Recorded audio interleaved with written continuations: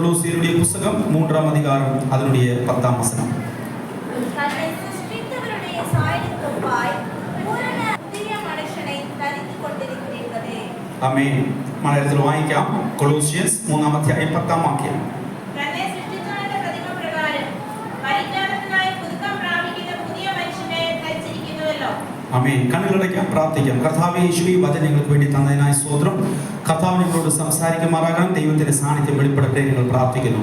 കർത്താവെ, അല്പനേരമായാലും ദൈവത്തിന്റെ സാന്നിധ്യത്തിൽ കർത്താവ് ഇരിക്കുന്ന ഒരു ദിവസങ്ങളായിരിക്കട്ടെ. ദൈവം നാം മഹത്വപ്പെടട്ടെ. പ്രാർത്ഥന കേട്ടതിനായി സ്തോത്രം, മറുപടി തന്നതിനായി സ്തോത്രം. യേശുവിന്റെ കരങ്ങളിലേക്ക് ഏൽപ്പിച്ച് ഞങ്ങൾ പ്രാർത്ഥിക്കുന്നു. Hallelujah, hallelujah, hallelujah. എല്ലാവർക്കും സ്തോത്രം ചെയ്താട്ടെ, എല്ലാവർക്കും സ്തോത്രം ചെയ്താട്ടെ. കർത്താവെ, ഈ മെസ്സേജിന് വിരോധമായി നിൽക്കുന്ന എല്ലാ അന്ധകാര ക്രിയകളും യേശുവിന്റെ നാമത്തിൽ വിട്ടുമാട്ടെ. ഹൃദയങ്ങളെ കർത്താവെ അലട്ടുന്ന എല്ലാ അനുഭവങ്ങളും വിട്ടുമാറി പോകട്ടെ. ആമേൻ. വലിയൊരു ആരാധനയുടെ അനുഭവം ദൈവങ്ങൾക്ക് വേണ്ടി തന്നെങ്കിൽ അടുത്ത കർത്താവിന്റെ സാന്നിധ്യം കർത്താവിന്റെ സമയം ഞങ്ങൾക്ക് വേണ്ടി വെളിപ്പെടട്ടെ ഞങ്ങൾ പ്രാർത്ഥിക്കുന്നു. ഹല്ലേലൂയ. കൊലോസിയർ 3ആം അധ്യായം ആമേൻ നമ്മൾ വായിക്കുമ്പോൾ 3ആം അധികാരം വാസിക്കും തന്നെ சிருஷ்டித்தவருடைய சாயல் கோப்பாய் பூர்ண அறிவு அடையும்படி புதிதாக்கப்பட்ட புதிய மனுஷனை ധരിத்து கொண்டிருக்கிறீர்கள்.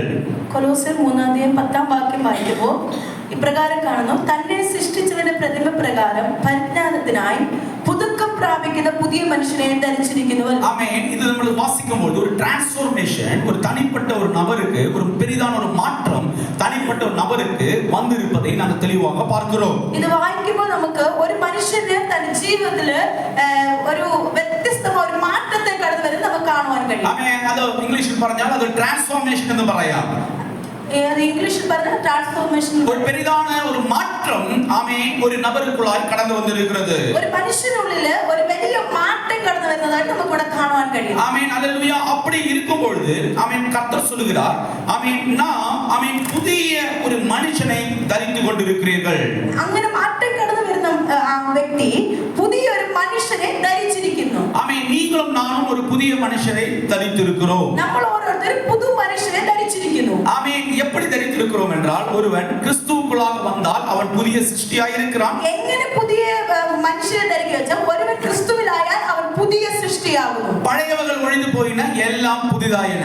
പഴയതെല്ലാം കഴിഞ്ഞു പോയി, എല്ലാം പുതുതായി തീർന്നിരിക്കുന്നു. எத்தனை பேர் கரங்களை வைத்து ஆமென் சொல்ல முடியும்? എത്ര പേർക്ക് ആമേൻ പറയും? ஆமென். ஒருவன் கிறிஸ்துவுக்குள்ளாக இருந்தால் அவன் புதிய சிருஷ்டியாய் இருக்கிறான். നമ്മൾ ക്രിസ്തുവിനുള്ളിൽ കടന്നു വരുമ്പോൾ നമ്മൾ ഒരു പുതിയ സൃഷ്ടിയായി മാറുന്നു. அப்ப கிறிஸ்துவுக்குள்ளாக கடந்து வந்திருக்கிற நானும் நீங்களும் சொல்ல வேண்டும், நான் இப்பொழுது புதிய ஒரு சிருஷ்டியாய் இருக்கிறேன். ക്രിസ്തുവിനുള്ളിൽ കടന്നു വന്ന നമ്മൾ ഓരോരുത്തരും പറയുവാൻ തയ്യാറാണ്, ഞാൻ ഒരു പുതിയ സൃഷ്ടിയായിരിക്കുന്നു. ஆமென். அவரை சிருஷ்டித்தவருடைய சாயல் கொப்பாய் நீங்கள் எப்படி இருக்க வேண்டும் என்றால் பூரண அறிவடையும்படி ஆமென் நீங்கள் புதிதாக்கம் பெற்ற புதிய மனுஷனை ഇപ്പോൾ ധരിத்துக் கொண்டிருக்கிறீர்கள். ഈ പുതിയ സൃഷ്ടിയായിരിക്കുന്ന ആ വ്യക്തി തന്നെ സൃഷ്ടിച്ചവന്റെ പ്രതിമ പ്രകാരം പരിജ്ഞാനത്തിനായി പുതുക്കം പ്രാപിക്കുന്ന പുതിയ മനുഷ്യനെ ധരിക്കണം. ஆமென். எதற்காக என்றால் பூரண அறிவடையும்படி. எல்லாரும் கவனமா கேட்கணும். பூரண அறிவடையும்படி இப்பொழுது புதிய ஒரு மனுஷனை ധരിத்துக் கொண்டிருக்கிறீர்கள்.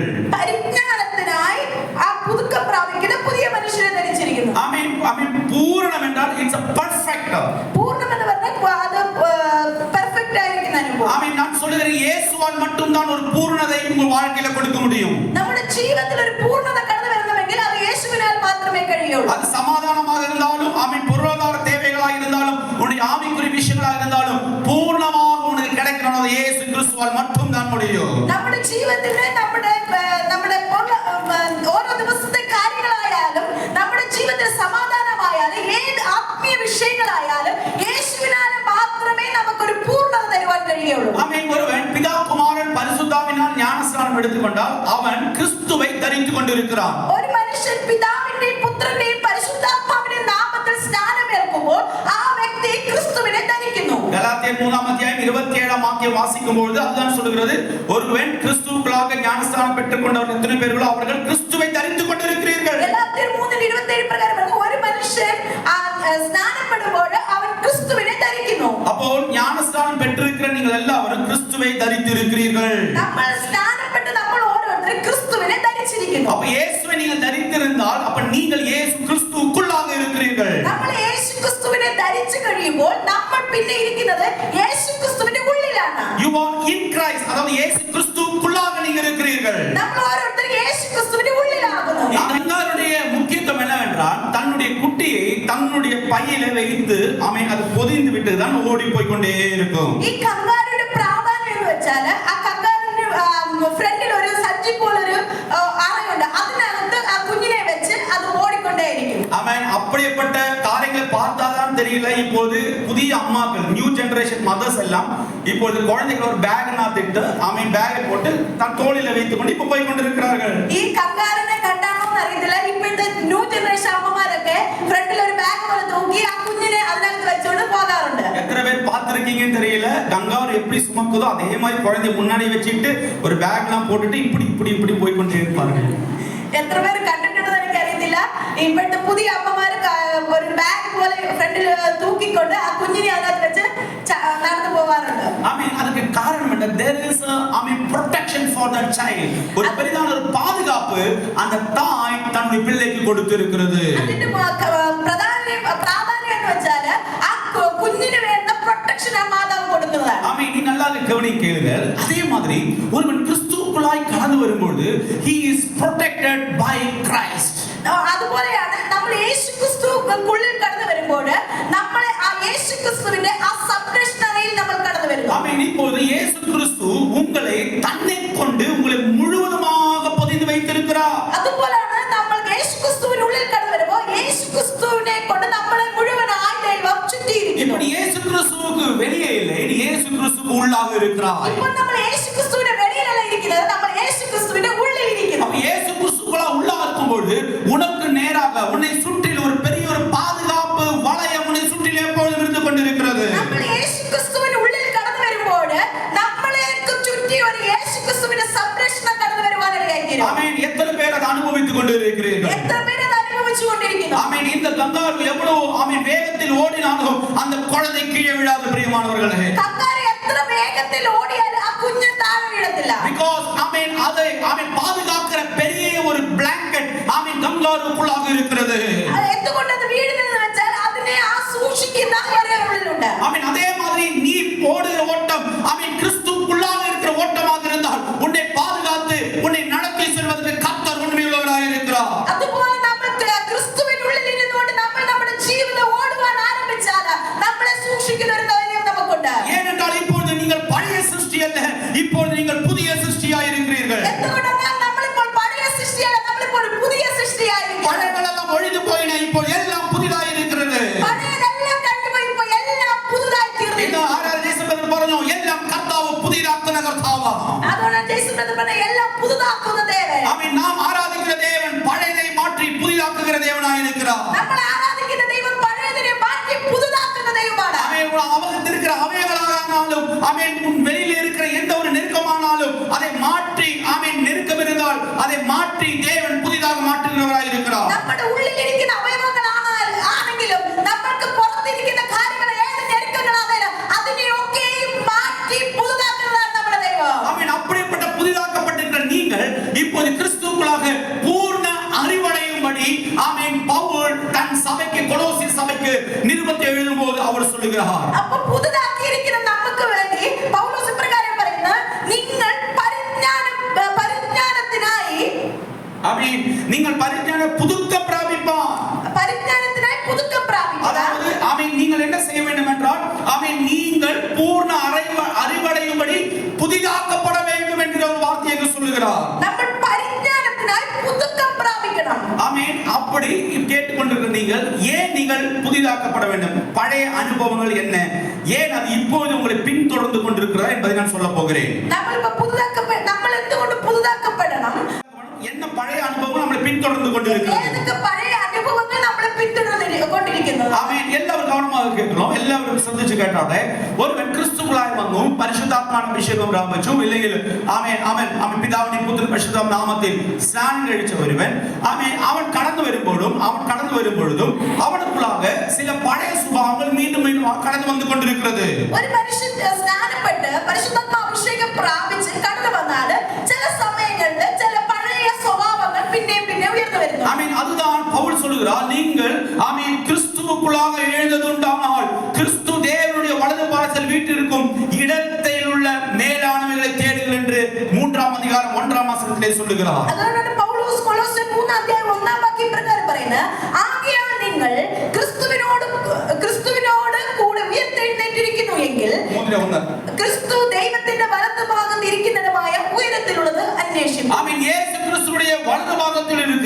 ആമേൻ ആമേൻ മേലാനവകളെ നിങ്ങൾ என்ன செய்யணும் தேடுகிறவர்களா இருக்க வேண்டும் ക്രിസ്തു ദൈവത്തിന്റെ വലതുഭാഗത്ത് ഇരിക്കുന്നിടമായ ഉയരത്തിലുള്ളത് അന്വേഷിക്കണം ஆனால் பாருங்கள் வாழ்க்கையில நம்ம முன்பாக கடந்து போய் கொண்டிருக்கிறோம் இருந்தாலும் பழைய அனுபவங்கள் சிலது கடந்து வரும் என்னன்னு மட்டும் சொல்ல போகிறேன் നമ്മുടെ ജീവിതം അപ്രകാരം പോയാൽ പലപ്പോഴും പഴയ ചില അനുഭവങ്ങൾ നമ്മുടെ ജീവിതത്തിൽ കടന്നു വരുന്നത് എന്താണെന്ന് ചിന്തിക്കാൻ പോവുകയാണ് முதலாவது அதனுடைய ஆமென் 3ஆம் அதிகாரம் 5ஆம் வசனம் ഒന്നാമതായിട്ട് 3-ാം അധ്യായം 5-ാം വാക്യം வாய்ச்சாட்டை ஆகையால் விபச்சாரம் அசுத்தம் மோகம் துரிச்சை விக்கிரக ஆராதனையான பொருளாசை ஆகிய இவைகளை பூமியில் உண்டு பண்ணுகிற உங்கள் அவயங்களை அழித்து போடுங்கள் ആകയാൽ ദുർനടപ്പ് അശുദ്ധി അതിരാഗം ദുർമോഹം വിഗ്രഹാരാധനയായ അത്യാഗ്രഹം ഇങ്ങനെ ഭൂമിയിലുള്ള നിങ്ങളുടെ അവയവങ്ങളെ മരിപ്പിപ്പീൻ அப்படி பாருங்கள் ஒரு கிறிஸ்துவுக்குள்ளாக வந்தாலும் அந்த பழைய அனுபவங்கள் அவனுக்குள்ளாக கடந்து வந்து கொண்டே இருக்கிறது ഒരു മനുഷ്യൻ യേശു ക്രിസ്തുവിനുള്ളിൽ കടന്നു വന്നാലും ചില പഴയ അനുഭവങ്ങൾ അവനെ പിന്തുടർന്നു കൊണ്ടേയിരിക്കും அதுதான் பவுல்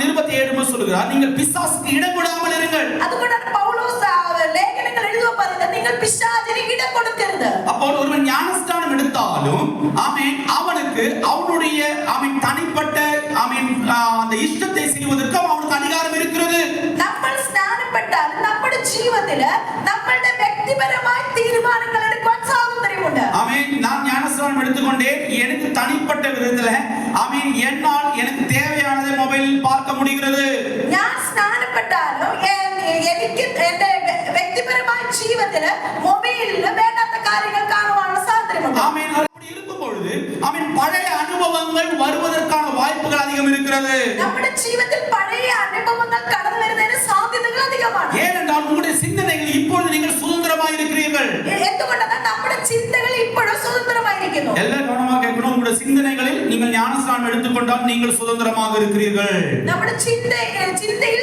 നമ്മൾ സ്നാനപ്പെട്ടാൽ സ്വതന്ത്രരാണ് அதை பார்க்கும்போது பவுல் எழுதுகிறார் இப்படிப்பட்ட சுபாவங்கள் உங்களை விட்டு நீங்கள் கலைந்து போட வேண்டும் நீங்கள் தான் கலைந்து போட வேண்டும் അതുകൊണ്ടാണ് പൗലോസ് പറയുന്നത് ഇപ്രകാരമുള്ള സ്വഭാവങ്ങൾ നിങ്ങളെ വിട്ട് കളയണം முதல் பேட்ச் ஃபர்ஸ்ட் அனுபவம் அதாவது விபச்சாரம் அசுத்தம் மோகம் துர்ச்சை விக்கிரக ஆராதனையான பொருளாசை இவைகளை பூமியில் உண்டுபடுகிற உங்கள் அவயங்களை நீங்கள் என்ன செய்யணும் அழித்து போட வேண்டும் ദുർനടപ്പ് അശുദ്ധി അതിരാഗം ദുർമോഹം വിഗ്രഹാരാധന അത്യാഗ്രഹം ഇങ്ങനെ ഭൂമിയിലുള്ള നിങ്ങളുടെ അവയവങ്ങളെ മരിപ്പിക്കണം ஆமென் நீங்கள் மரிப்பிக்கணும் നമ്മൾ മരിപ്പിക്കണം ஆமென் நீங்கள் தான் அதை அழித்து போட வேண்டும் അത് നമ്മളാണ് മരിപ്പിക്കേണ്ടത് ஆமென் இயேசு கிறிஸ்து வந்து உங்களுக்காக அழிக்க மாட்டார் യേശു ക്രിസ്തു വന്ന ഈ വിഷയങ്ങൾ നമ്മൾ മരിപ്പിക്കത്തില്ല உங்களில் அவயங்களில் போர் செய்கிற அனுபவங்கள் உங்களுக்கு தான் தெரியும் கிறிஸ்துவுக்குள்ளாக வந்தவன் அதை அழித்து போட வேண்டும் നമുക്കുള്ളിലിരിക്കുന്ന സ്വഭാവങ്ങൾ നമുക്കാണ് അറിയുന്നത്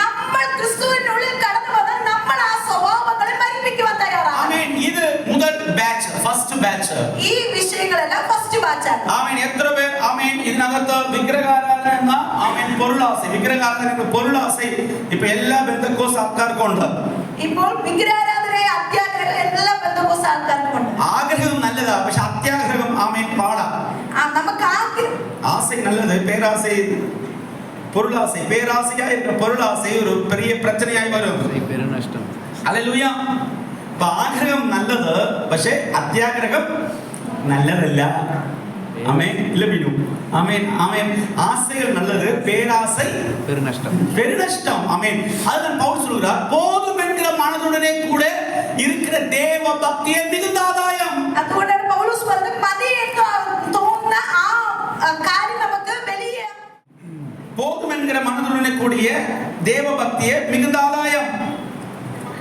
അനുഭവത്തോടു കൂടിയ ദൈവഭക്തി വലുതായ ആദായമാകുതാനും ഇഹലോകത്തിൽ നാം ഒന്നും കൊണ്ടുവന്ന് ഇവിടെ നിന്ന് യാതൊന്നും കൊണ്ടുപോകുവാൻ കഴിയുമല്ല ഉണ്മാനും ഉടുപ്പാനും ഉണ്ടെങ്കിൽ മതി എന്ന് നാം വിചാരിക്കാം ധനികരാകുവാൻ ആഗ്രഹിക്കുന്നവൻ പരീക്ഷയിലും കെണിയിലും കുടുങ്ങുകയും മനുഷ്യ സംഹാരനാശങ്ങൾ മുങ്ങിപ്പോകുവാൻ ഇടവരുന്ന മൗഢ്യവും ദോഷകരമായ പല മോഹങ്ങൾക്കും ഇരയായി തീരുകയും ചെയ്യുന്നു. എല്ലാവരും 10-ാം വാക്യം വായിച്ചാട്ടെ. ദ്രവ്യാഗ്രഹം സകലവിധ ദോഷത്തിനും മൂലമല്ലോ ഇത് ചിലർ കാക്ഷിച്ചിട്ട് വിശ്വാസം വിട്ടുഴന്ന് பாருங்கள் இதை ஒருவன் கடந்து வந்து அவன் எதை விட்டு விடுகிறான்? விசுவாசத்தை அவன் செய்கிறான், விட்டு விடுகிறான். ചിലർ ദ്രവ്യാഗ്രഹത്തെ ആഗ്രഹിച്ച് വിശ്വാസപ്പെട്ടുകൊണ്ട് ബഹു ദുഃഖങ്ങൾക്ക് അധീനരായി തീർന്നിരിക്കുന്നു. அவன் விசுவாசத்தை விட்ட பிறகு அவனுக்கு வேதனைகளாலே தங்களை உருவ குத்திக் கொண்டிருக்கிறார்கள். അതുകൊണ്ട് അവൻ ആ വിശ്വാസത്തെ വിട്ടു കഴിയുമ്പോൾ ബഹു ദുഃഖങ്ങൾക്ക് അധീനരായി തീരുന്നു. அப்ப பாருங்க, கர்த்தருடைய வசனம் தெளிவாய் சொல்கிறது, பண ஆசை எல்லா தீமைக்கும் வேறாய் இருக்கிறது. ദ്രവ്യാഗ്രഹം സകലവിധ ദോഷത്തിനും മൂലമല്ലോ. அது நான் சொல்ற போதும் என்கிற மனதுடனே கூட தேவ பக்தியை மிகுந்த ஆதாயத்தை நமக்கு கொடுக்கும். മതി എന്ന് തോന്നാ ദൈവഭക്തി നമുക്ക് വലിയൊരു ആദായമായിരിക്കും. ஆமென். எத்தனை பேர் ஆமென் அந்த தீமோத்தேயுஸ்ல வாசிக்கும் பொழுது ஆமென் இருக்கிற உணவும் அதாவது உண்கிற உண்ண உணவும் 7ஆம் வாக்கியம் 8ஆம் வாக்கியம் உண்ணவும் முடக்கவும் உனக்கு உண்டாயிருந்தால் அது போதும் என்று இருக்க கடவோம். ഉണ്മാനും ഉടുപ്പാനും ഉണ്ടെങ്കിൽ മതി എന്ന് നാം വിചാരിക്കാം. எத்தனை பேர் விசாரிச்சிട്ടുണ്ട്? எத்தனை பேர் இதை ஆமென் நீங்க நினைத்திருக்கிறீர்கள்? എത്ര പേര് അങ്ങനെ പ്രകാരം വിചാരിച്ചിട്ടുണ്ട്? ഹല്ലേലൂയ. ഫ്രിഡ്ജിനകത്ത് ചെന്ന് നോക്കിയാൽ നമുക്ക് അറിയാൻ പറ്റും എത്ര ദിവസത്തിന്റെ സ്റ്റോക്ക് അകത്തുണ്ടെന്ന്. ആമേൻ. ஹல்லேலூயா. உங்கள் ஃப்ரிட்ஜை திறந்து பார்த்தா தெரியும் எத்தனை நாளோட ஸ்டாக் உள்ளே இருக்கிறது. அப்ப உண்ணவும் ஆமென் உடுக்கவும் ஆமென் நமக்கு உண்டாயிருந்தால் அது போதும் என்று இருக்க கடவோம். அடுத்தது, ஐஸ்வர்யவான்களாக விரும்புகிறவர்கள் சோதனையிலும் கண்ணியிலும் மனுஷரை கேட்டிலும் அழிவிலும் அமிழ்த்துகிற மதுகேடும் சேதவுமான பலவித இச்சைகளால் என்ன செய்கிறார்கள்? விழுகிறார்கள். ஆமென். இப்படிப்பட்ட விழுகிறவர்களை பார்த்துதான் பவுல் கொலோசியரில் சொல்லுகிறார். ஆமென். என்ன சொல்லுகிறார் என்றால், பண ஆசை, இந்த வசனம் வாசித்து, பண ஆசை எல்லா தீமைக்கும் வேறாய் இருக்கிறது. சிலர் அதை இச்சித்து விசுவாசத்தை விட்டு வழுவி அநேக വേദനകളാലെ തങ്ങളെ മുറിവ് കുത്തിക്കൊണ്ടിരിക്കുകയാர்கள். അതുകൊണ്ട് ഇപ്രകാരം വചനം പറയുന്നത്, ഉണ്മാനും ഉടുപ്പാനും ഉണ്ടെങ്കിൽ മതി എന്ന് നാം വിചാരിക്കാം. ധനികന്മാരാകുവാൻ ആഗ്രഹിക്കുന്നവർ പരീക്ഷയിലും കെണിയിലും കുടുങ്ങുകയും മനുഷ്യ സംഹാര നാശങ്ങൾ മുങ്ങിപ്പോകുവാൻ ഇടവരുന്ന മൗഢ്യവും ദോഷകരവുമായ പല മോഹങ്ങൾക്കും ഇരയായി തീരുകയും ചെയ്തു. அதுதான் ஆமென். 5ஆம் வசனம் கொலோசியர் 3ஆம் அதிகாரம் 5ஆம் வசனம் சொல்கிறது, விபச்சாரம், அசுத்தம், மோகம், துரிச்சை, விக்கிரகாராதனையான பொருளாசை ஆகிய இவைகளை பூமியில் உண்டு பண்ணுகிற உங்கள் அவயங்களை நீங்கள் என்ன செய்யுங்கள்? அழித்து போடுங்கள். അതുകൊണ്ടാണ് പൗലോസ് കൊലോസ്യർ 3:5 ഇപ്രകാരം പറയാം, ദുർനടപ്പ്, അശുദ്ധി, അതിരാഗം, ദുർമോഹം, വിഗ്രഹാരാധനയായ അത്യാഗ്രഹം, ഇങ്ങനെ ഭൂമിയിലുള്ള നിങ്ങളുടെ അവയവങ്ങളെ മരിപ്പിപ്പി. ആമേൻ. ഇത് ആമേൻ நீங்கள் ആമേൻ മരിപ്പിத்து விட்டீர்கள். ഈ വിഷയങ്ങളെ നമ്മൾ മരിപ്പിച്ചിരിക്കുന്നു. യെസ്. ആമ തന്നെ പറഞ്ഞാട്ടെ, ഇത് പെർമനന്റ് ആയിട്ട് നമ്മൾ എല്ലാവരും വിട്ടിരിക്കുന്നതാ. ഇല്ലെങ്കിൽ ഹല്ലേലൂയ. ഇതെല്ലാം പെർമനന്റ് ആയിട്ട് നാം നിരന്തരமாக விட்டு இருக்கிறோம். ஆனால் சிலர் நம்மளை பின்தொடர்ந்து அடுத்த பேட்ச், இது ஃபர்ஸ்ட் பேட்ச், നമ്മൾ സെക്കൻഡ് ബാച്ച് നമുക്ക് വായിക്കാം. 8ആം വാക്യം വായിക്കാം. ഇപ്പോഴോ നിങ്ങളും കോപം, ക്രോധം, ഈർഷ്യ, അവയിൽ നിന്ന് വരുന്ന ദൂഷണം, ദുർഭാഷണം ഇവയൊക്കെ വിട്ടുകളവിൻ. ആമേൻ. അന്യോന്യം മതി. 8ആം വാക്യം. இப்பொழுதோ கோபமும் மூர்க்கமும் பொறாமையும் உங்கள் வாயில் பிறக்கலாகாத தூஷணமும் வம்பு வார்த்தைகளுமாகிய இவைகள் எல்லாம் விட்டு விடுங்கள். அப்ப யார் விட்டு விடணும்? ആര് വിട്ട് കളയണം? சொல்லுங்க. ஞானஸ்நானம் எடுத்த நீங்கள், கிறிஸ்துவுக்குள்ளா கடந்து வந்திருக்கிற நீங்கள் இதை விட்டு விட வேண்டும். സ്നാനപ്പെട്ട് നമ്മൾ ഓരോരുത്തരും ഇവിടെ പറയപ്പെട്ട ഈ കാര്യങ്ങൾ നമ്മൾ വിട്ട് കളയണം. ആമേൻ. കൊലോസിയർ 3ആം அதிகாரம் 8ஆம் வசனம்.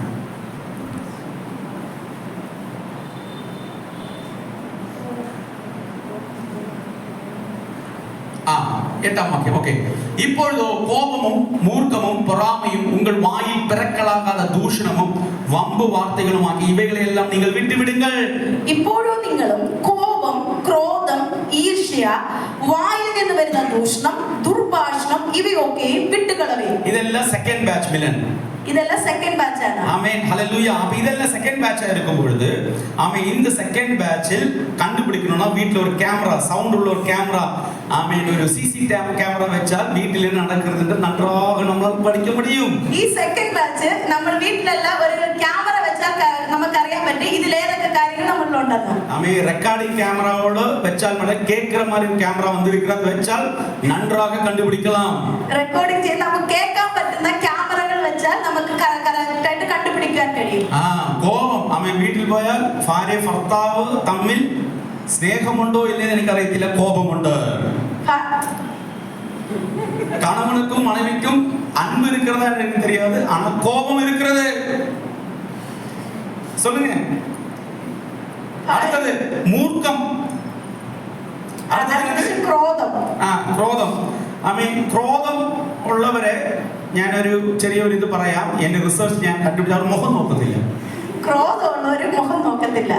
ക്രോധം இருப்பவர்கள் அதாவது தமிழ்ல மூர்க்கம் இருக்கிறவர்கள் முகம் பார்த்து பேசவே மாட்டார்கள்.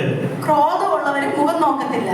ஆமென். அவர் என்ன செய்வார்கள்? அதோ பயங்கரமாக ஏதோ உள்ள இருக்கிற மாதிரி அந்த ക്രോധം இருக்கிற அனுபவம் இருக்கிறவர்கள் யாரை கண்டாலும் முகம் நோக்கி பேசவே மாட்டார்கள். ഈ ക്രോധം அதிகமாയിട്ടുള്ളവര് ആരുടെ മുഖത്ത് നോക്കി സംസാരിക്കത്തില്ല. சரி ஓகே அவர் അങ്ങനെ அப்படிதான் அவர்கள் போவார்கள். அவர்கள் சரி வரை അങ്ങനെ தரையை நோக்கி போவானே தெரியும். உங்கள் முகம் பார்த்து பேசாதவர்களுக்கு நீங்கள் நன்றாக வைத்து அவருக்குள்ளாக ஏதோ ஒரு என்ன இருக்கிறது? മൂർഖം இருக்கிறது. നമ്മുടെ മുഖം നോക്കി സംസാരിക്കാത്തവരെ നമ്മൾ മനസ്സിലാക്കിക്കോണം അവർക്ക് ഒരു ക്രോധമുണ്ട്. ഇതൊക്കെ എങ്ങനെ പൗലോസ് കണ്ടുപിടിച്ച എനിക്ക് അറിയത്തില്ല. இதெல்லாம் பவுலோஸ் எப்படி கண்டுபிடிச்சா எனக்கு தெரியாது. ஆமென். அப்படி இருக்கும்போது பாருங்கள், கோபமும் இந்த மூர்க்கமும் எல்லாருடைய வாழ்க்கையில் வளர்ந்து கொண்டிருக்கிறது. ഈ കോപവും ക്രോധവും എല്ലാവരുടെ ജീവിതത്തിൽ വളർന്നുകൊണ്ടിരിക്കുന്നു. ആമേൻ. அதை நீங்கள் கலைத்து போட வேண்டும். ഈ വിഷയങ്ങളെ നമ്മൾ വിട്ടുകളയണം. ஆமென். அதான் பவுல் சொல்றார், ஒருவர் மேல் கோபம் இருந்தால் சூரியன் அஸ்தமிக்கிறதுக்கு முன்பாக அந்த கோபம் உங்களை விட்டு மாறி இருக்க வேண்டும். അതുകൊണ്ടാണ് പൗലോസ് എഫേസ്യരിൽ പറഞ്ഞത്, നിങ്ങൾ കോപിച്ചാൽ സൂര്യൻ അസ്തമിക്കുന്നതിന് മുമ്പ് ആ കാര്യത്തെ നമ്മൾ വിട്ടുകളയണം. எபேசியரில் இருக்கிறது உன்னோட கோபம் சூரியன் அஸ்தமிக்கிற வரையில் தான் அதுக்கான ஒரு டேட், அதாவது காலாவதியை கர்த்தர் கொடுத்திருக்கிறார். അതുകൊണ്ടാണ് എഫേസ്യരിൽ പറയുന്നത്, നിങ്ങൾ കോപിച്ചാൽ പാപം ചെയ്യാതിരിപ്പോൾ സൂര്യൻ അസ്തമിക്കുമ്പോൾ നിങ്ങളുടെ കോപം വെച്ചുകൊണ്ട്. எத்தனை பேர் கணவர் மேல் மனைவி, மனைவி மேல் கணவர், எத்தனை பேர் கோபம் உண்டு பல நாட்களாக மூர்க்கம் வைத்து எத்தனை பேர் திரிந்து கொண்டு இருக்கிறீர்கள்? എത്ര പേര് ഭാര്യ ഭർത്താവ് തമ്മിൽ കോപമുണ്ട്? അതുപോലെ മൂന്നാമത് വെച്ച് നിങ്ങൾക്കൊക്കെ വരുന്നുണ്ട്, പിള്ളേർക്ക് വരുന്നത്. അപ്പൊ നോക്കുക, കോപവും മൂർഖനും. அடுத்தது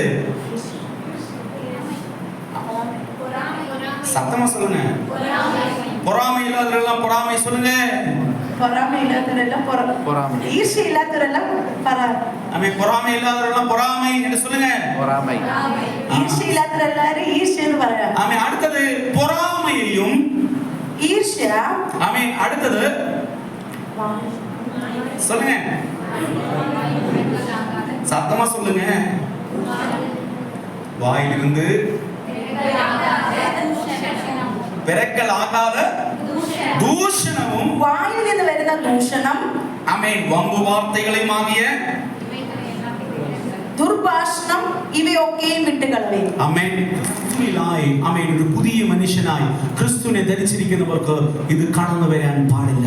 നമ്മൾ സ്നാനപ്പെട്ട് ക്രിസ്തുവിനുള്ളിൽ വന്നിരിക്കുന്ന നമുക്ക് ഈ കാര്യങ്ങൾ നമ്മൾ കടന്നു വരാൻ പാടില്ല. അത് നിങ്ങൾ தான் எடுத்து களைந்து போட வேண்டும். ഈ വിഷയങ്ങളെ വിട്ടുകളയേണ്ടത് നമ്മൾ ഓരോരുത്തരുമാണ്. அது நீங்கள் தான் உங்களை ஆராய்ச்சி செய்து கண்டுபிடிக்க வேண்டும். നമ്മളാണ് നമ്മളെ ശോധന ചെയ്ത് അത് കണ്ടുപിടിക്കേണ്ടത്. எத்தனையோ பெந்தகோஸ்து ஆளுகளுடைய வாழ்க்கையில பல டைவர்ஸ்கள் நடந்து கொண்டிருக்கிறது. എത്രയോ പെന്തക്കോസ്ത് ആളുകളുടെ ജീവിതത്തിൽ ഡൈവോഴ്സ് നടന്നുകൊണ്ടിരിക്കുന്നു. அப்படிப்பட்ட அனுபவம் வருவதற்கு காரணம் என்ன தெரியுமா? இந்த கொலோசியர் 3ஆம் அதிகாரத்தில் இந்த பவுல் எழுதி வைத்திருக்கிற இந்த ஆழமான சத்தியத்தை அவர்கள் உணராததினாலே, அதை கலைத்து போடாததினாலே வாழ்க்கை, பலருடைய வாழ்க்கை பிரிந்து போய் கொண்டிருக்கிறது. എന്തുകൊണ്ട് അപ്രകാരമുള്ള കാര്യങ്ങൾ നടക്കുക വെച്ചാൽ ഇതിൽ എഴുതിയിരിക്കുന്ന ഈ ആഴമേറിയ സത്യങ്ങളെ മനസ്സിലാക്കാതെ അവർ ഇപ്രകാരമുള്ള സ്വഭാവങ്ങളെ വിട്ടുകളയാത്തത് കൊണ്ടാണ് അവരുടെ ജീവിതത്തിൽ ഇപ്രകാരം നടക്കുന്നത്. എത്ര പേർ വിടുവാൻ തയ്യാറാകുന്നു? എത്ര പേർ ഈ വിഷയങ്ങൾ വിടുവാൻ തയ്യാറാകുന്നു? അടുത്തത് 9ആം വചനം വാസിക്കുക. ഒരുവരുക്കൊരുവർ പൊய் சொல்லாதிருங்கள். അടുത്ത 9ആം വാക്യം പറയുന്നു, അന്യോന്യം ഭോഷ്ക് പറയരുത്. சர்ச்சில் ஏன் வரல பிரதர் கேட்டா அவங்க அப்பவே ஒரு ரெடியா வச்சிருப்பாங்க. എന്തുകൊണ്ട് ചർച്ച വരത്തില്ലെന്ന് പറഞ്ഞ അന്ന് ആ സമയത്തെ അടുത്ത റിപ്ലൈ நீங்கள் கொடுக்கிற ரிப்ளை அப்படி இல்லை நான் விசுவாசிக்கிறேன். നിങ്ങൾ കൊടുക്കുന്ന റിപ്ലൈ ഒന്നും അങ്ങനെയല്ല ഞാൻ വിശ്വസിക്കുന്നു. பழைய மனுஷனையும் அவன் செய்கைகளையும் களைந்து போட்டு விடுங்கள். അങ്ങനെ നിങ്ങൾ പഴയ മനുഷ്യനെ അവന്റെ പ്രവൃത്തികളോടുകൂടെ ഉരിഞ്ഞു കളഞ്ഞ്. എത്ര പേർ അത് களைந்து போடுவதற்கு விருப்பப்படுகிறீர்கள்? എത്ര പേർ ആ വിഷയങ്ങളെ ഉരിഞ്ഞു കളയാൻ തയ്യാറായിരിക്കുന്നു? பழையதை பின்பற்றுவதற்காக அல்ல, புதியதை கர்த்தர் நமக்காக செய்ய போகிறார். அதை பின்பற்றுகிறவர்களாக நம்ம ஓடுகிறவர்களாக இருக்க வேண்டும். பழைய விஷயங்களை பின்தொடர்ந்து മാത്രമല്ല ഈ പുതിയ വിഷയങ്ങളിലേക്ക് നടക്കാൻ ദൈവം നമ്മളെ പറ്റി ആഗ്രഹിക്കുന്നത്. எத்தனை பேர் அதற்காக உங்களை ஒப்பு கொடுக்கிறீர்கள்? എത്ര പേർ അതിനുവേണ്ടി ദൈവസന്നിധിയിൽ സമർപ്പിക്കുവാൻ? ஆமென். மூன்றாவது உங்களுக்கு வர வேண்டியது என்ன? മൂന്നാമത്തെ നിങ്ങൾ വരേണ്ട കാര്യങ്ങൾ. இதெல்லாம் எதுக்கு சொல்கிறேன்? நான் கிறிஸ்துவுக்குள் நீங்கள் பரிபூர்ணதைக்குள்ளாக போக வேண்டும் என்கிற அனுபவத்தை சொல்லிக் கொண்டிருக்கிறேன். നിങ്ങൾ ക്രിസ്തുവിനുള്ളിൽ പരിജ്ഞാനത്തിനായി കടന്നു വരുവാൻ വേണ്ടിയാണ് ഈ കാര്യങ്ങളൊക്കെ പറയുന്നത്. அதாவது பூர்ண அறிவடையும்படி நீங்கள் புதிதாக்கப்பட்டிருக்கிறவர்களாய் இருக்கிறீர்கள். அதை பெற்றுக்கொண்டு நிலையாக ஓடுவதற்காக நான் சொல்லிக் கொண்டிருக்கிறேன். പരിജ്ഞാനത്തിനായി പുതുക്കം പ്രാപിക്കുന്ന പുതിയ മനുഷ്യനെ ധരിച്ചുകൊണ്ട് നമ്മൾ നമ്മുടെ ഓട്ടം ഓടുവാൻ വേണ്ടിയാണ് ഞാൻ ഇത് പറയുന്നത്. நாம எல்லாரும் 12ஆம் வசனம் வாசிக்கலாமா? അതിന്റെ 12ാം വാക്യം വായിക്കാം. അതുകൊണ്ട് ദൈവത്തിന്റെ വൃതന്മാരും വിശുദ്ധന്മാരും പ്രിയരുമായി മനസ്സലിവ്, ദയ, താഴ്മ, സൗമ്യത, ദീർഘക്ഷമ എന്നിവ ധരിച്ചുകൊണ്ട് അന്യോന്യം പൊറുക്കുകയും ഒരുവരോടൊരുവന് വഴക്കുണ്ടായാൽ തമ്മിൽ ക്ഷമിക്കുകയും ചെയ്യും. കർത്താവ് നിങ്ങളോട് ക്ഷമിച്ചതുപോലെ നിങ്ങളും ചെയ്യുവിൻ. தமிழ் வாசிக்கலாம். 12ஆம் வசனம் 13ஆம் வசனம்.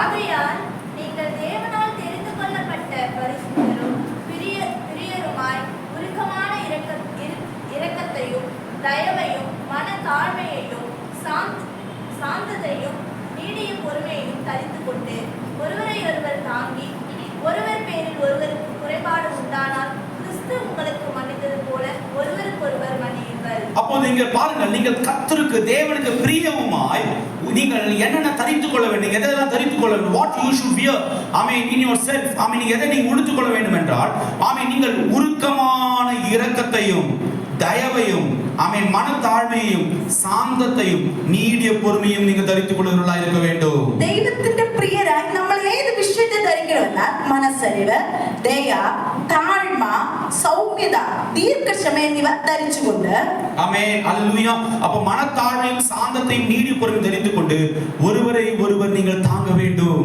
നമ്മൾ ആ താഴ്മയും സൗമ്യതയും ദീർഘക്ഷമയും നമ്മൾ ധരിച്ചുകൊണ്ട് അന്യോന്യം പൊറുക്കണം. மனைவியிடத்துல குறைவு இருந்தால் கணவர் பொறுத்துக் கொள்ள வேண்டும். ഭാര്യയുടെ കുറവുണ്ടെങ്കിൽ ഭർത്താവ് ക്ഷമിക്കണം. கணவரிடத்துல குறை இருந்தால் மனைவி பொறுத்துக் கொள்ள வேண்டும். ഭർത്താവിന് കുറവുണ്ടെങ്കിൽ ഭാര്യ ക്ഷമിക്കണം. இல்ல மோள கரெக்டா இல்ல? ஹல்லேலூயா. சரிதானே சொல்லுகிறது.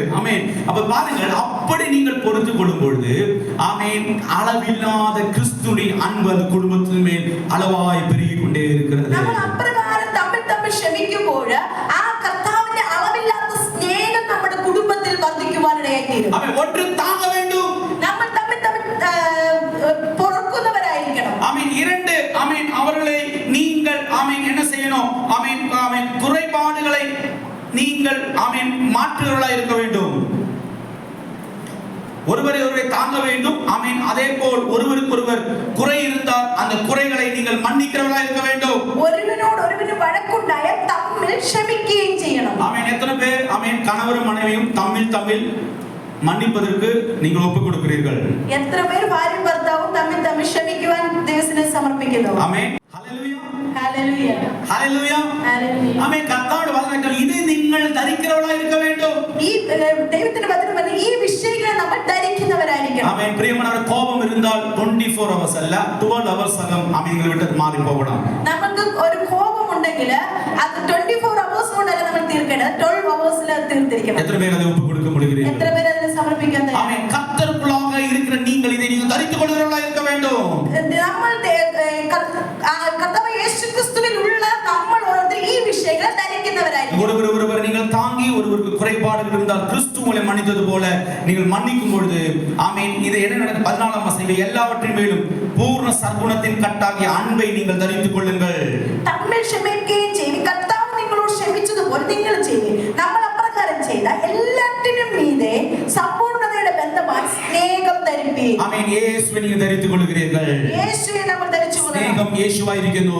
സ്നേഹം യേശുവായിരിക്കുന്നു. இது விட்டுடும்போது நீ கிறிஸ்துவினுடைய அந்த அன்பிலே நீங்கள் நிலைநிற்கிறவர்களாய் இருக்கிறீர்கள். ഈ കാര്യങ്ങൾ ഈ വിഷയങ്ങൾ മേൽപ്പറഞ്ഞ വിഷയങ്ങൾ നമ്മൾ ധരിക്കുമ്പോൾ യേശുക്രിസ്തുവിന്റെ സ്നേഹത്തിൽ നമ്മൾ നിലനിൽക്കുവാൻ அப்படி செய்யும் பொழுது அடுத்து சொல்கிறது அடுத்த வசனம், தேவ சமாதானம் உங்கள் இருதயங்களில் ஆள கடவது. 15ஆம் வாக்கியம். അപ്രകാരം ഇരിക്കുമ്പോഴാണ് ക്രിസ്തുവിന്റെ സമാധാനം നിങ്ങളുടെ ഹൃദയങ്ങളിൽ വാഴട്ടെ. இப்படி நீங்கள் செய்தால் இயேசு கிறிஸ்துவின் தெய்வீக சமாதானம் உங்கள் இருதயங்களில் எப்பொழுதும் ஆளிக்கொண்டே இருக்கும். ഈ സ്വഭാവത്തിനുള്ളിൽ നമ്മൾ കടന്നു വരുമ്പോൾ ഈ കാര്യങ്ങൾ നമ്മൾ ചെയ്യുമ്പോൾ യേശുക്രിസ്തുവിന്റെ സമാധാനം നമ്മൾ കൊണ്ടിരിക്കും. ആമേൻ. இதற்காக என்று நீங்கள் ஒரே சரீரமாக அழைக்கப்பட்டிருக்கிறீர்கள். അതിനല്ലോ നിങ്ങൾ ഏക ശരീരമായി വിളിക്കപ്പെട്ടിരിക്കുന്നു. ആമേൻ. நன்றி அறியலுள்ளவர்களாயும் இருங்கள். നന്ദിയുള്ളവരായും ഇരിപ്പീൻ. ஆமேன். நன்றியுள்ளவர்களாய் இருப்பீர்கள்.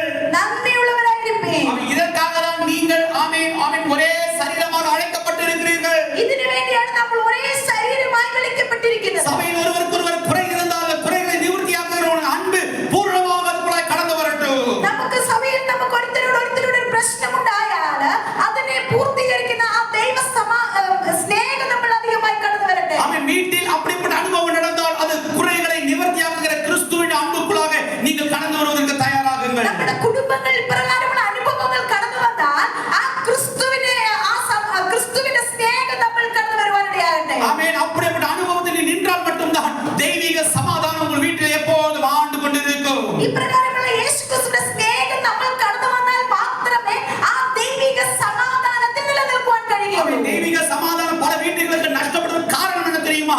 ஆமென். இதே போல அனுபவங்கள் நாம் கலைத்து விடுவதற்கு ஆமென் நம்ம விட்டு கொடுக்காததனாலே தெய்வீகமான சமாதானம் நம்மளை விட்டு மாறி போய் கொண்டிருக்கிறது. എന്തുകൊണ്ട് ദൈവിക സമാധാനം നമ്മുടെ കുടുംബങ്ങൾ നിലനിൽക്കുന്നില്ല എന്ന് വെച്ചാൽ ഈ പറയപ്പെട്ട പല വിഷയങ്ങളും വിട്ടുകളയുവാൻ നമ്മൾ തയ്യാറല്ല. ஆமென். நீங்கள் சொல்ல வேண்டும் உங்கள் மனைவி உங்கள் சரீரத்துடைய பாதியாக இருக்கிறார்கள். നമ്മൾ പറയണം നമ്മുടെ ഭാര്യ എന്റെ ശരീരത്തിന്റെ പാതിയായിരിക്കുന്നു. ஆமென். நீ உன்னுடைய மனைவியை எதிரும் செய்தால் ஆமென் அந்த வலி உனக்கும் வர வேண்டும். നിന്റെ ഭാര്യ നീ ഏതെങ്കിലും ചെയ്താൽ ആ വേദന നിന്റെ ശരീരത്തിൽ കടന്നു വരുവാൻ அதே போல் மனைவியை ஆமென் ஆமென் எதிரும் பண்ணால் கணவனுடைய வேதனை மனைவிக்கு போக வேண்டும்.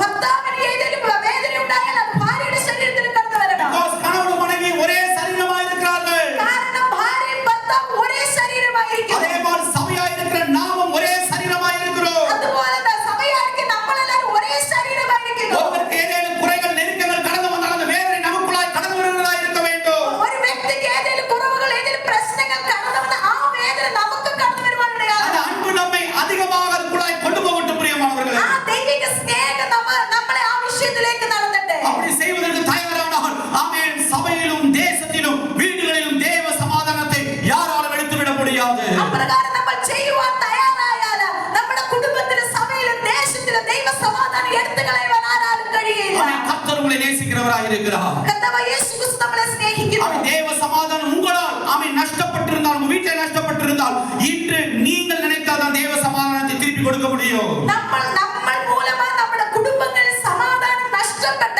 നമ്മൾ അതിനൊരു സ്റ്റെപ്പ് വെച്ചാൽ തയ്യാറായ ആ സമാധാനം നമ്മുടെ കുടുംബത്തിൽ കടന്നു വരാനിടയാകും. நீங்கள் ஆமென் ஒரு படி எடுத்தால் தான் வீட்டில் சமாதானம் வரும். നമ്മളൊരു സ്റ്റെപ്പ് വെച്ചാൽ നമ്മുടെ കുടുംബത്തിൽ സമാധാനം കടന്നു நீ വരും. படி எடுக்க வைக்காத வரையிலும் வீட்டில் சமாதானம் வராது. നമ്മൾ സ്റ്റെപ്പ് എടുത്ത് വെക്കാൻ നമ്മുടെ കുടുംബത്തിൽ സമാധാനം കടന്നു വരുന്നു. அதனால தான் ஆண்டவர் சொல்லுகிறார் ஆமென் களைத்து போட வேண்டியதை களைத்து போட வேண்டும், தரிக்க வேண்டியதை நீங்கள் தரிக்க வேண்டும். അതുകൊണ്ടാണ് ദൈവത്തിന്റെ വചനം പറയുന്നത് നമ്മൾ വിട്ടുകളയണം, ധരിക്കേണ്ട വിഷയങ്ങളെ നിങ്ങൾ ധരിക്കണം. இதெல்லாம் ஞானஸ்நானம் என்று கிறிஸ்துவுக்குள்ளாக இருக்கிறவர்களுக்கு கொடுக்கப்பட்டிருக்கிற ஆலோசனை. ഇതെല്ലാം സ്നാനപ്പെട്ട് യേശുക്രിസ്തുവിൻ ഉള്ളിലിരിക്കുന്നവർക്ക് കൊടുക്കുന്ന വചനമായിരിക്കുന്നു. பிரியமானவர்களே, நீங்கள் எத்தனை பேர் அதற்காக சந்தோஷமாக ஒப்புக் கொடுக்கிறீர்கள்? നിങ്ങൾ എത്ര പേര് ഈ വിഷയത്തിന് വേണ്ടി സന്തോഷത്തോടെ സമർപ്പിക്കുന്നു? அதுதான் ஆண்டவருடைய வசனம் 18ஆம் வசனம் சொல்கிறது. ஆமென் ஹல்லேலூயா. மனைவிகளே கர்த்தருக்கு ஏற்றபடி உங்கள் புருஷருக்கு கீழ்ப்படியுங்கள். അതുകൊണ്ടാണ് 3-ാം അധ്യായം 18-ാം വാക്യം ഇപ്രകാരം പറയുന്നു, ഭാര്യമാരെ നിങ്ങളുടെ ഭർത്താക്കന്മാർക്ക് കർത്താവിൽ ഉചിതമാവണ്ണം കീഴടങ്ങുവേ. புருஷன்மார்க்கு வருகின்ற அடுத்த வாக்கியம் 19ஆம் வாக்கியம் புருஷர்களுக்கு வருகிறது. புருஷர்களே உங்கள் மனைவிகளில் அன்பு கூறுங்கள். ഭർത്താക്കന്മാരെ നിങ്ങളുടെ ഭാര്യമാരെ സ്നേഹിപ്പീൻ. அப்ப புருஷன்மார் முதலாவதாக மனைவி மேல் அன்பு கூற வேண்டும். ഭർത്താക്കന്മാര് ഭാര്യയോട് ഫസ്റ്റ് സ്നേഹമായിരിക്കണം. ஆமென். because கிறிஸ்து ஆமென் புருஷனுக்கு தலையாக இருக்கிறார். എന്തുകൊണ്ടെന്നാൽ ആ പുരുഷന് തലയായിരിക്കുന്നത് ക്രിസ്തുവായിരിക്കും. அப்ப கிறிஸ்துவுடைய அன்பு புருஷன் மேல் வருகிறது. ആ ക്രിസ്തുവിന്റെ സ്നേഹം പുരുഷന്റെ മേൽ കടന്നു വരുന്നു. புருஷனுடைய அன்பு மனைவிக்குள்ளாக போகிறது. ആ പുരുഷന്റെ സ്നേഹം ഭാര്യയുടെ മേൽ കടന്നു വരുന്നു. அதுதான் பவுல் சொல்லுகிறார் ஆமென் கொலோசியர்ல ஆமென் இயேசு கிறிஸ்து தலையாய் கிறிஸ்துவாக இருக்கிறார். അതുകൊണ്ടാണ് കൊലോസിയയിൽ എടുത്തു കാണിക്കുന്നത് തലയായിരിക്കുന്ന ക്രിസ്തുവിനെ പറ്റി. அப்ப புருஷர்கள் மனைவியில் என்ன செய்யணும் சொல்லுங்க? உங்களுக்கு புருஷர்கள் இல்லை, அதனால நீங்க கல்யாணம் ஆகும்போது உங்க கணவருக்கு சொல்லிக் கொடுக்கணும். ஆமென். புருஷர்களே உங்க மனைவியிடத்தில் என்ன செய்யுங்கள்? அன்பு கூறுங்கள். ஆமென். அடுத்தது ஆமென் புருஷர்கள் மனைவியில் அன்பு கூறுங்க. அடுத்தது அவர்கள் மேல் கசந்து கொள்ளாதீர்கள். ഭർത്താക്കന്മാരെ നിങ്ങളുടെ ഭാര്യമാരെ സ്നേഹിപ്പിൻ, അവരോട് കൈപ്പായിരിക്കരുത്. நீங்களே நோக்குதில்லை, அங்கோட்டு நோக்க. ஆமென். உங்களுடைய மனைவிகள் மேல் நீங்க என்ன செய்யக்கூடாது? கசப்பாக இருக்கிற கசந்து கொள்ளக்கூடாது. നിങ്ങളുടെ ഭാര്യമാരോട് നിങ്ങൾ കയ്പായിരിക്കരുത്. அப்படி இருந்தால் 12 hours 12 மணி நேரத்துக்குள்ள அதை விட்டு போய்விட வேண்டும். അപ്രകാരമുള്ള അനുഭവങ്ങളുണ്ടെങ്കിൽ 12 മണി സമയത്തിനുള്ളിൽ 12 മണി നേരത്തിനുള്ളിൽ പോണ്ടിച്ചേരി സൺസെറ്റ് ടൈം 6:30 ആണെങ്കിൽ 6:30ക്കകം അത് നിങ്ങൾ വിട്ട് മാറി പോകണം. നമ്മുടെ പോണ്ടിച്ചേരിയിൽ സൂര്യൻ അസ്തമിക്കുന്നത് 6:30ക്കാണെങ്കിൽ ആ 6:30ക്കുള്ളിൽ നമ്മുടെ വിഷയങ്ങൾ മാറി പോകും. എത്ര പേര് വിടുവാൻ തയ്യാറാകും? എത്ര പേര് അതിന് തയ്യാറാകും? ആമേൻ. അതിനാ അടുത്തത് பிள்ளைகளே, മക്കളെ, உங்கள் பெற்றாருக்கு എല്ലാ കാര്യത്തിലെയും കീഴ്പടിയുங்கள். നിങ്ങളുടെ അമ്മയപ്പന്മാരെ സകലത്തിലും അനുസരിപ്പീൻ. ഇത് കർത്തർക്ക് പ്രിയമാണത്. ഇത് കർത്താവിന്റെ ശിഷ്യന്മാരിൽ കണ്ടാൽ പ്രസാദകരമല്ലോ. ഇപ്പൊ എല്ലാ കുഞ്ഞുങ്ങളെ നോക്കിയാട്ടെ, നിങ്ങൾ ധ്യാനിച്ചത് മതി. ഇപ്പൊ നോക്കിയാട്ടെ. പിള്ളേകളെ, മക്കളെ, നിങ്ങൾ பெற்றோருக்கு അമ്മയപ്പന്മാരെ എല്ലാ കാര്യത്തിലെയും സകലത്തിലും കീഴ്പടിയുங்கள். അനുസരിപ്പീൻ. ഇത് കർത്തർക്ക് പ്രിയമായിരിക്കുന്നത്. ഇത് ദൈവത്തിന് പ്രിയമായ പ്രസാദകരമാണ്. ആമേൻ. കീഴ്പടിയേണ്ട വിഷയത്തിൽ കീഴ്പടിയ வேண்டும். അനുസരിക്കേണ്ട വിഷയങ്ങൾ അനുസരിക്കണം. அப்படி இருக்கும்போது கர்த்தர் உங்கள் மேல் பிரியமாயிருக்கிறார். നിങ്ങൾ അനുസരിക്കുമ്പോൾ ദൈവം നിങ്ങളോട് പ്രസാദമായിരിക്കും. லாஸ்ட் ஆயிட்டு ஒன்று சொல்லி நான் முடிக்க போகிறேன். ലാസ്റ്റ് കാര്യങ്ങൾ പറഞ്ഞ് ഞാൻ തീർക്കാൻ പോകുന്നു. ஆமென். புருஷர்களுக்கு தான்.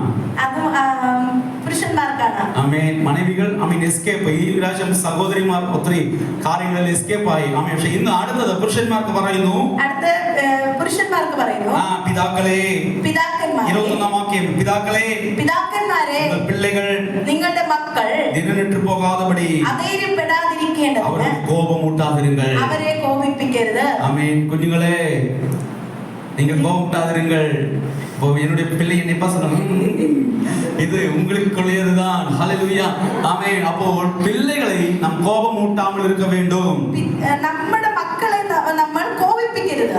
ஆமென். பிதாக்களே, உங்கள் பிள்ளைகள் திடனற்று போகாதபடி அவர்களுக்கு கோபமூட்டாதீர்கள். പിതാക്കന്മാരെ, നിങ്ങളുടെ മക്കൾ അധൈര്യപ്പെടാതിരിക്കേണ്ടതിന് അവരെ കോപിപ്പിക്കരുത്. ஆமென். அப்படி செய்தால் அந்த பிள்ளைகள் கர்த்தருடைய அன்பிலே வளர்ந்து வருவார்கள். அப்படி செய்தால் கர்த்தருடைய அன்பில் அந்த பிள்ளைகள் கடந்து வருவார்கள். നമ്മൾ അപ്രകാരം ചെയ്താൽ ആ കുഞ്ഞുങ്ങൾ ദൈവ സ്നേഹത്തിൽ വളർന്നു വരുവാനിടയായിരിക്കും. ஆமென். ஹல்லேலூயா. ஆமென். இந்த கோபம் ஆமென் நம்மளை விட்டு பிதாக்கள் நம்மளாய் இருக்க நம்மளை விட்டு பிள்ளைகள் திடனற்று போகாதபடிக்கு அவர்களுக்கு கோபம் ஊட்டாதபடிக்கு அவர்கள் அன்பிலே நாம் சிகிச்சை கொடுத்து வளர்ச்சி எடுக்கலாம். നമ്മൾ നമ്മുടെ മക്കൾ അധൈര്യപ്പെടാതിരിക്കേണ്ടതിന് അവരെ കോപിപ്പിക്കാതെ നമ്മൾ ആ ദൈവ സ്നേഹത്തിലെ കുഞ്ഞുങ്ങളെ വളർത്തിയെടുക്കും. அதுதான் புருஷன்மாருக்கு பிதாக்களுக்கு அப்பாவுக்கு தேவன் கையில் ஒரு கொம்பு கொடுத்திருக்கிறார். അതുകൊണ്ടാണ് പിതാക്കൾക്ക് ദൈവം ഓരോ കമ്പ് കയ്യിൽ കൊടുത്തേക്കുന്നത്. അതിന്റെ പേര് അൻപിനടി. അതിന്റെ പേരാണ് സ്നേഹത്തിന്റെ അടി. അതുകൊണ്ട് പിതാക്കൾ മക്കളെ അടിപ്പാൻ അധികാരമുണ്ട്. അതുകൊണ്ട് പിതാക്കന്മാർ മക്കളെ അടിക്കാൻ അധികാരമുണ്ട്. നിങ്ങൾ അനുസരിച്ചില്ലെങ്കിൽ കീഴ്പടിയவில்லை என்றால் உங்களை அடிப்பதற்கு அதிகாரம் அப்பாவுக்கு இருக்கு. നിങ്ങൾ അനുസരിച്ചില്ലെങ്കിൽ നിങ്ങളെ അടിക്കാൻ പിതാക്കന്മാർക്ക് അധികാരമുണ്ട്. அப்படிப்பட்ட அனுபவங்கள் இருக்கிற நீங்கள் இதெல்லாம் நீங்கள் தரித்து விட வேண்டியதை விட்டு கிறிஸ்துவுக்குள்ளாக இருக்கிற அந்த பூரண அறிவடையும்படி புதிதாக்கப்பட்டவர்களாக தினம் தினம் நடக்கிறவர்களாக இருக்க வேண்டும். നമ്മൾ ധരിക്കേണ്ട വിഷയങ്ങൾ ധരിച്ച് വിട്ടുകളയേണ്ട വിഷയങ്ങൾ വിട്ടുകളഞ്ഞ നമ്മൾ ആ ക്രിസ്തുവിന്റെ പരിജ്ഞാനത്തിനായി പുതുക്കം പ്രാപിക്കുന്ന പുതിയ മനുഷ്യനെ നമ്മൾ ധരിച്ചു. ஆமென். அப்படி செய்யும்போது ஆமென் கர்த்தருடைய வசனம் சொல்லுகிறது, கர்த்தராகிய கிறிஸ்துவை சேவிக்கிற சோதரமாகிய பலனை கர்த்தராலே பெறுவீர்கள் என்று அறிந்திருக்கிறோம். 23ஆம் வசனம், நீங்கள் கர்த்தராகிய கிறிஸ்துவை சேவிக்கிறதுனாலே சுதந்திரமாகிய பலனை கர்த்தராலே பெறுவீர்கள் என்று அறிந்திருக்கிறோம். അവകാശം എന്ന പ്രതിഫലം കർത്താവ് തരുമെന്നാണ്. കർത്താവ് ക്രിസ്തുവിനെ സേവിപ്പീൻ. 23 24 23 தமிழ்ல வாசிக்கலாம். ஆமென். நீங்கள் கர்த்தராகிய கிறிஸ்துவை சேவிக்கிறதுனாலே சுதந்திரமாகிய பலனை கர்த்தராலே நீங்கள் என்ன செய்கிறீர்கள்? பெறுவீர்கள் என்று அறிந்திருக்கிறோம். ஹல்லேலூயா. எத்தனை பேர் சுதந்திரம் பெற்றுக் கொள்வதற்கு விருப்பப்படுகிறீர்கள்? നമ്മൾ അവകാശം എന്ന പ്രതിഫലം കർത്താവ് തരുമെന്നാണ്. കർത്താവ് ക്രിസ്തുവിനെ സേവി എത്ര പേര് ആ അവകാശം പ്രാപിക്കാൻ തയ്യാറാണ്? ദൈവിക സമാധാനം നമ്മുടെ ഹൃദയത്തിൽ ആദ്യം തുടങ്ങട്ടെ. ആ ദേവനുടെ സമാധാനം നമ്മുടെ ഹൃദയങ്ങളിൽ തുടങ്ങട്ടെ. ആമേൻ. അത് തുടങ്ങിയ പിറகு ആമേൻ அந்த வீட்டிலே ദൈവ സമാധാനം നിലനിൽക്കട്டும். ആ തുടങ്ങിയ ശേഷം അത് വീട്ടിൽ നിലനിൽക്കട്ടെ. ആമേൻ. നിലനിൽക്കുന്ന സമാധാനം സഭയിലെ അത് പെരുകட்டும். ആ നിലനിൽക്കുന്ന ദൈവ സമാധാനം നമ്മുടെ സഭയിൽ അധികമായി വർദ്ധിച്ചു വരട്ടെ. எத்தனை பேர் கிறிஸ்துக்குள்ளாக பரிபூர்ணராகும்படியாக உங்களை തന്നെ ஒப்பு கொடுத்து ஆமேன் எத்தனை பேர் இந்த அன்பின் கட்டுகளை தரித்துக் கொள்வதற்கு விருப்பப்படுகிறீர்கள்? எல்லாம் எழுந்து நிற்கலாம். എത്ര പേർ